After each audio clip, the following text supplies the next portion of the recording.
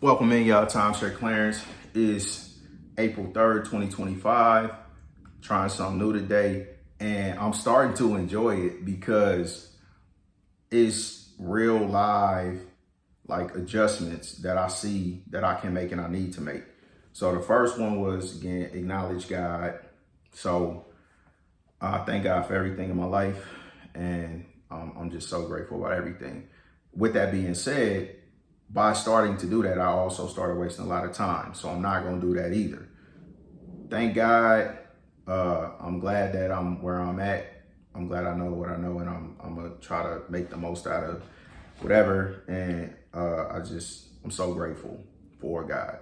All right. Now back to what I was talking about, which is this conflict with my 18-year-old daughter, Aaliyah, and me kind of taking all of these different things from it, because to hear her and to see her frustration, because I'm not trying to be dismissive of her feelings or whatever pain she's feeling, because I probably heard it on Eddie Pinero. I don't know who said it, but it's basically like, all suffering is equal, because it's like suffering is like a gas. If you pump enough into it, into whatever you pump it into, it's gonna fill it up completely, whether it's a balloon or whether it's a house or what. So you can't like say your hurt is less than my hurt, because my hurt is for a better reason. So I'm not trying to do that. She feeling some kind of way because I'm messing up her plans and her mind. No, I wouldn't even say her mind. I'm messing up her plans, and damn, I forgot again. But I'm talking to her crazy. So, and on my side,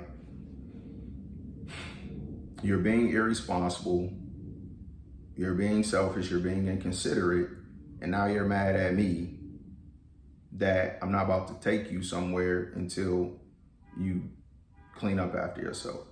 And on top of that, not only have you not done what you're supposed to do and you're mad, you want to be disrespectful and have an attitude on top of that, and then try to correct me about how I'm talking.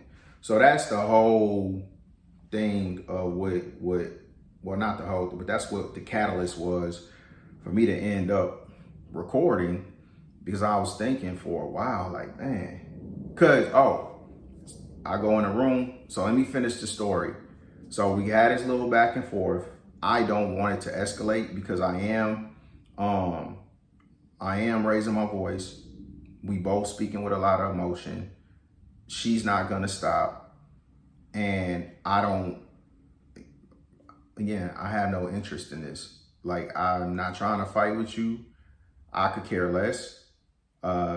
Because even if you don't clean it up and it stay like this until you go back to St. Louis, I'm gonna clean up my apartment because it's still my apartment.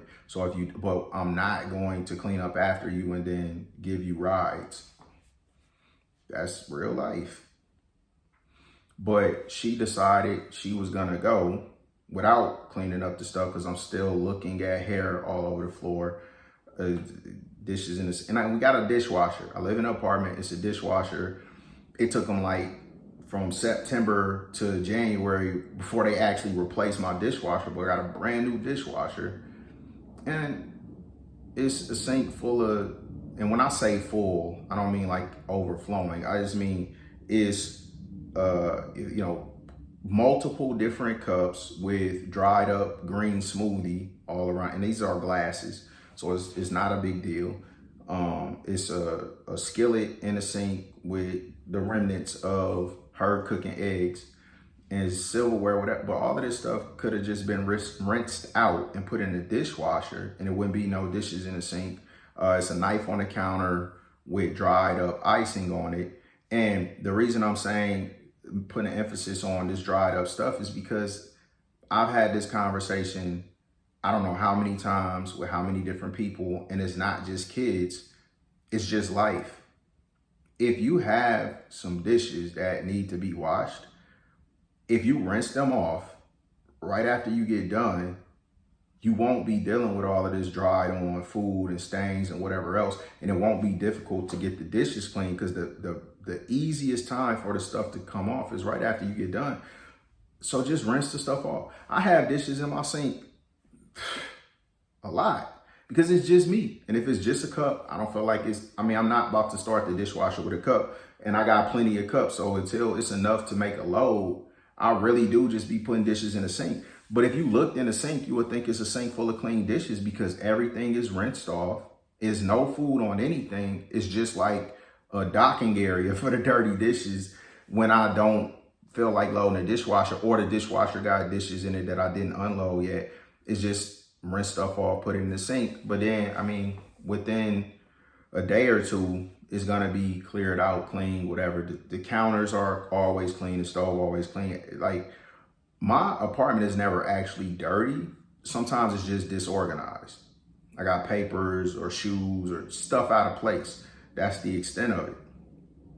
But it's dirty. It ain't about to be dirty. So now, because she mad, I'm frustrated. She talking about how I'm talking to her. I'm trying to get her to understand. The reason I'm talking to you like this is because you started this. And it's not like tit for tat. But yeah, I had an emotional response to you trying to attack me for you being irresponsible and not cleaning up after yourself and acting like I'm somehow doing something wrong to you, making you the victim to tell you to clean up after yourself before I take you somewhere. So I heard her. I didn't disagree with her because I was annoyed and I was speaking with emotion. So we gonna end this. I'm gonna go in my room, and she get finished cleaning up. I'm still gonna take her. We ain't gotta talk. It is what it is. And so I go back in my room and start playing Madden. And then, the door slammed like, like she was trying to tear the house down. You lost your mind. You lost your mind. So I come out and she down the stairs, finna leave. So then I'm like, so I yell, and again, I'm yelling at this point, not out of emotion, but so that she can hear me because she's in a parking lot. So I'm like, you can stay gone and find your own way back to St. Louis if you wanna act like that or have that attitude or whatever it is. So this is the reality. I live in Las Vegas. One thing that I've been criticized for is not being mindful of, the things that happen to little girls and whatever else, because we walked around everywhere, and I kind of, like, I get them being alone, but if it's a group of them, that's how we grew up. I've been walking to the store without no adult since I was 3, not by myself. I'm not saying so I don't want it to sound like that, but I'm saying if it was a group of kids and we was all going, it was cool. So it's always been a group of them. So it's times that I wasn't necessarily mindful of, they little girls or whatever, and something could happen to them. So, but I've been criticized for it, and it brought it to my attention. So I did start thinking about it. So we in Vegas, I don't want nothing to happen to my daughter, but I didn't kick her out. She left. She can come back, but if she come back, she's still gonna clean his hair up. She's still gonna clean the kitchen up, because it's not a punishment. If she don't come back, again, I'll hear about whatever from her mom or whatever. And it is what it is, but she got a plane ticket. It's already paid for. Her stuff is here. So if she want to come get her stuff, she can do that. But if she want to come back here and stay here, then when she gonna be taking care of this stuff when she get back. And as long as she's cool with that, it's not a problem to me. It's not. It's like, this ain't gonna be no carryover.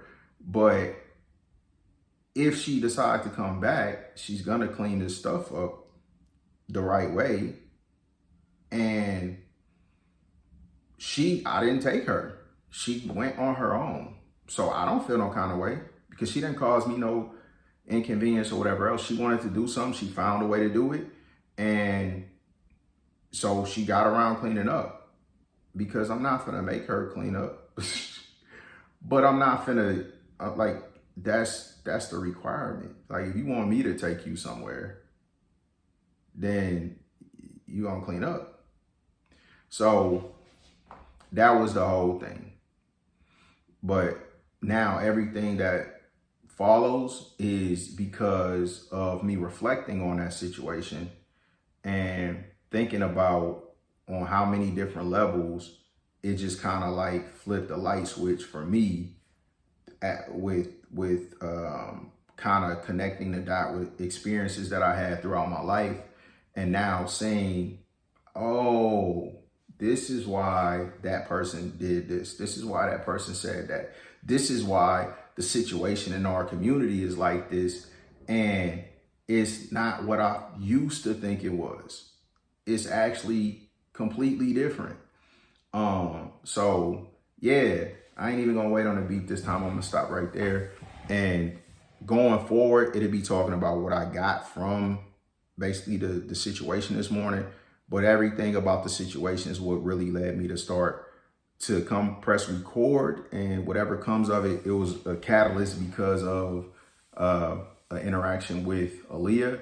And I'm grateful for it. Not that we had a conflict, but that, like always, like I learned so much from my conversations and my experiences with my daughter. She says so much stuff that like really does make me think about my position and making certain changes based off of her